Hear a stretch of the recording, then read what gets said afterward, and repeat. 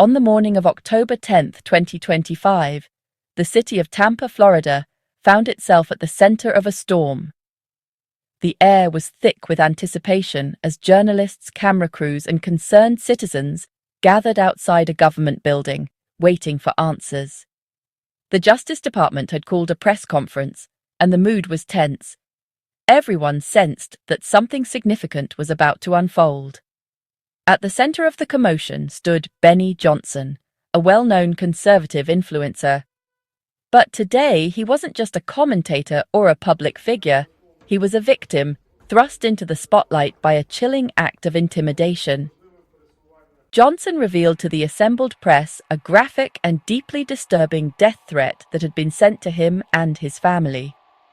The letter's contents were shocking, filled with explicit language, hate, and credible threats of violence. What had once been a heated political debate had now crossed a line, turning into personal terror for Johnson and his loved ones. The letter was not just a rant, it was a clear and present danger, demanding the immediate attention of federal law enforcement. Investigators treated it as a serious crime, collecting evidence and launching a full-scale investigation into its origins. Standing beside Johnson was Attorney General Pam Bondi. Together, they addressed the press, their voices steady but urgent. They spoke not only of the threat against Johnson, but of a growing sickness in American political culture, a culture where disagreement too often gives way to hatred and violence. This threat, they warned, was not an isolated incident. It was just one symptom of a much larger and more dangerous trend, the escalation of political violence across the country. From protests that turn violent to online threats that become real-world attacks, the boundaries of civil discourse are being tested like never before. Bondi's presence at the press conference underscored the gravity of the situation. This was no longer just a personal matter for one family. It was a national issue, demanding the attention of leaders and citizens alike. The press conference quickly became more than just a briefing. It was a call to action. Speakers urged everyone to confront the reality of where unchecked rhetoric and division can lead, and to take steps to restore civility and respect in public life. The message was clear. Political disagreement is now crossing into dangerous territory, threatening not just individuals, but the very fabric of American democracy. As the press conference ended, the sense of urgency lingered. The safety of public figures and the nation's civility was at stake. The events in Tampa served as a stark reminder. The line between passionate debate and dangerous extremism is thinner than ever, and it's up to all of us to defend it. Benny Johnson's speech was forceful and direct, capturing the attention of everyone in the room with its urgency and conviction. He didn't mince words as he addressed the growing sense of unease in the country, his voice echoing the concerns of many Americans who feel caught in the crossfire of today's political battles.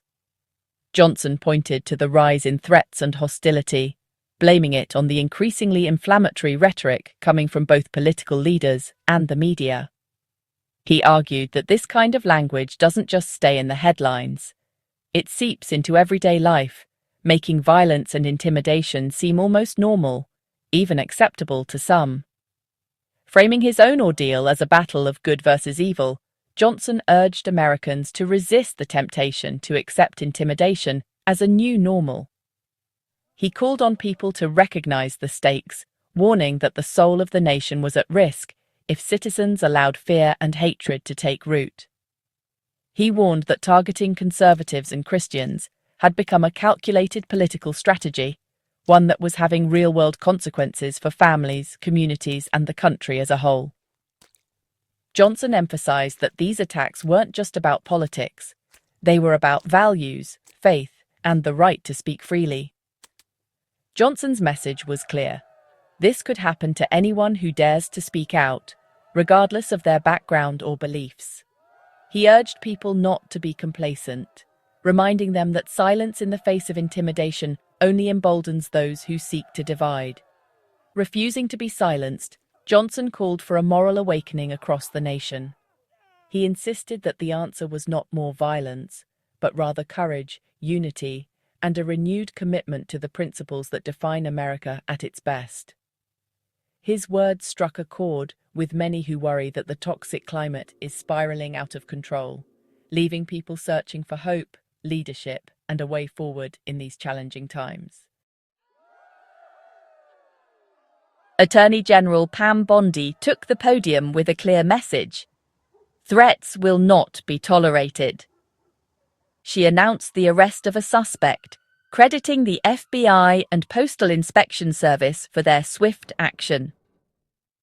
Bondi condemned political violence from all sides, stressing that free speech ends where threats begin. She warned that anonymity offers no protection. Law enforcement will find and prosecute offenders. Bondi's stance reassured public figures and the nation. The rule of law stands firm. Her words were a deterrent and a promise of protection. The government would act decisively to uphold civility and safety.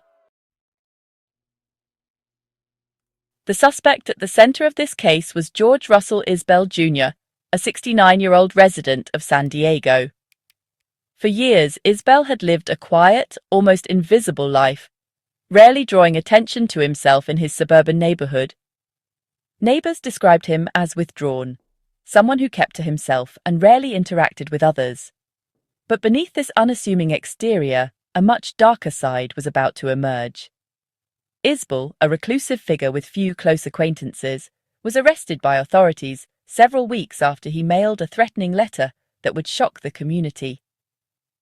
The arrest took place without incident, but the sense of unease lingered long after police cars left his street. The letter he sent was filled with explicit, dehumanizing language and direct threats aimed at Johnson and his family.